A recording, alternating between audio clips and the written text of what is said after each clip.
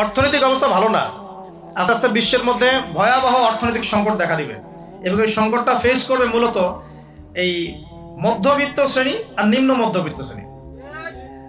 খুব ধনী দেশের কোনো সমস্যা হবে না, যারা মিডল ক্লাস কান্ট্রি বা আরেকটু নিচু মানের কান্ট্রি অর্থনৈতিক দিক থেকে, এদের সামনে ভয়াবহ একটা অবস্থা ফেস করতে হবে। সময় যাইতে দেন, আস্তে আস্তে সব স্পষ্ট হয়ে যাবে, আপনারাই বুঝতে পারবেন। অলরেডি গরিব মানুষ হাহাকার করা শুরু করেছে, হাহাকার করা শুরু করেছে। বড় লোকের তো কোনো সমস্যা নাই, গ্যাস তেল চাল ডাল সবকিছুর দামও যদি বাড়ে, বড় লোকের কোনো সমস্যা আছে? আমার তো কোনো সমস্যা নাই, না আমি তো খেতে পারতেছি, কোনো না কোনোভাবে খেতে পারতেছি। কিন্তু যে কৃষক মজুর শ্রমিক, হ্যাঁ, যারা গরিব মানুষ, এরা তো আমার মতো না। আমার জন্য 4 বার বিদ্যুতের দাম বাড়লে কোনো সমস্যা নাই। 1000, 1500, 2000, 3000 আপনি ইফোর্ট দিতে পারছেন, আপনার তো সমস্যা নাই। কিন্তু যে ব্যক্তির মাসিক আয় 3000 টাকা, সে কি করবে? সে তো ইফতার করতে বসে বদদোয়া করা শুরু করবে। এবার বহু মানুষ ইফতারির টেবিলে বসে আল্লাহর কাছে বদদোয়া করা শুরু করবে। এটা আমি অনেকদিন আগে বলেছি, কারণ এটা বলেছি বৈশ্বিক অর্থনৈতিক সংকটের কারণে। পুরো বিশ্বে একটা ইকোনমিক সংকট চলছে। এবং এই কথাগুলো যেগুলো বলছে, এগুলোর সাথে কিন্তু আমাদের ইসলামিক সমাজ ব্যবস্থা জড়িত আছে। আমরা দিকে আসতেছি। প্রথমে বোঝেন যে এটাও শিরকি একটা সিস্টেম চলতেছে। আর বিশ্বে যে শিরকটা চলতেছে বড়, সেটা আরো ভয়াবহ। সেটা কি? বিশ্বের যারা মোরল, যারা এখন বিশ্ব চালায়, তারা বলতেছে এক কথায় যে ধর্মের কোনো দরকার নাই। বিশ্বে ধর্মের কোনো দরকার নাই, ধর্মগ্রন্থেরও দরকার নাই, ধর্মীয় বিধানেরও দরকার নাই। এই বিশ্ব চালাবো আমরা, বিশ্বের বিধান রচনা করব আমরা, বিশ্বকে পরিচালনা করার মূলনীতি বানাবো আমরা, বিশ্বের মানুষকে চালাবো আমরা। নাউজুবিল্লাহ বলছি ঠিকই, বিশ্ব চলছে এইভাবে। এখানে আল্লাহর আসমানি কিতাব, কোরআন, হাদিস, শরিয়া, ইসলামী সমাজ, এগুলো বুড়ান করতে কেউ টাইম দেয় না। এগুলো মুখে মুখে বক ধার্মিকতা দেখায়। জুমার দিনে সে নামাজ পড়ে, ঈদের নামাজ পড়তে আসে, তারাবির নামাজ পড়তে আসে, দাড়ি রাখছে, পাগড়ি পড়ছে, এটা বক ধার্মিকতা। আগে ভিতর ঠিক করতে হবে। তো ভিতরটা কি? ভিতরটা হচ্ছে তাবারাকাল্লাযী বিয়াদিহিল মুলক। সূরা মুলকের 1 নম্বর আয়াতে কি বলছেন আল্লাহ পাক? তাবারাকাল্লাযী বিয়াদিহিল মুলক, বরকতময় সেই আল্লাহ। এই আল্লাহ পাক মহাবিশ্ব সৃষ্টি করেন নাই? এই মহাবিশ্ব কে সৃষ্টি করছে? এই পুরো মহাবিশ্বে পৃথিবীর মতো কোটি কোটি কোটি কোটি গ্রহ আছে না? আছে কি নাই? এই পুরো মহাবিশ্বে কার হুকুম চলে? ওই পুরো মহাবিশ্বে কি জিবরাইল আলাইহিস সালামের হুকুম চলে?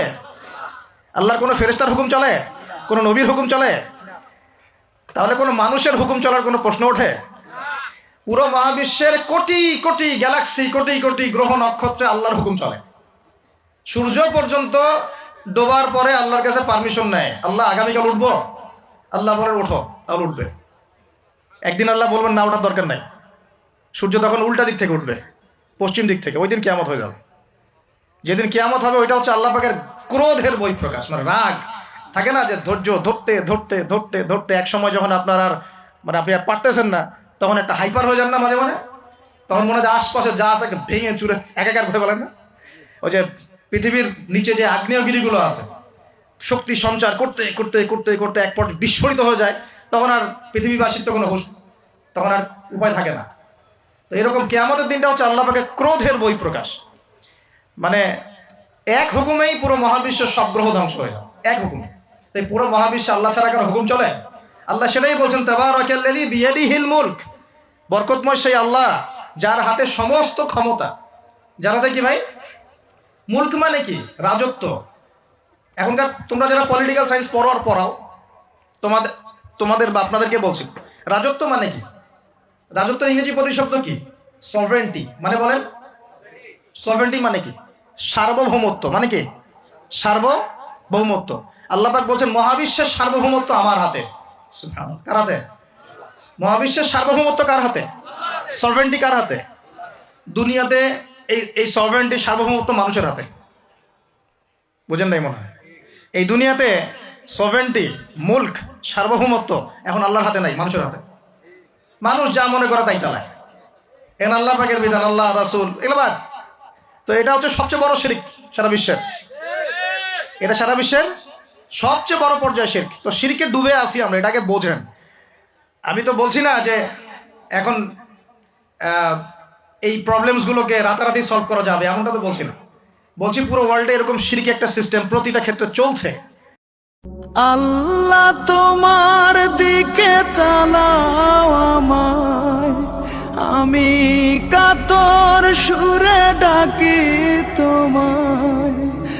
আল্লাহ তোমার দিকে চালাও আমায়, আমি কাতর সুরে ডাকি তোমায়। তুমি দয়াবান, তুমি রহমান, তুমি দয়াবান, তুমি রহমান। তাই তো গাই তোমার গুণগান, তাই তো গাই তোমার গুণগান।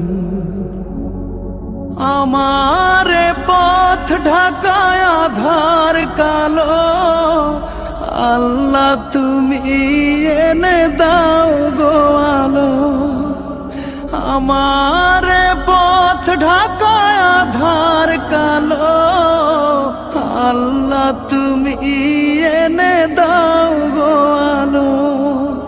তুমি ছাড়ায় আর কে আছে আমার, তুমি ছাড়ায় আর কে আছে আমার। তুমি তো মহান, তুমি তো মহান, তাই তো গাই তোমার গুণগান। তুমি দয়াবান, তুমি রহমান, তুমি দয়াবান, তুমি রহমান। তাই তো গাই তোমার গুণগান, তাই তো গাই তোমার গুণগান। ভুল পথে চলে করেছি পা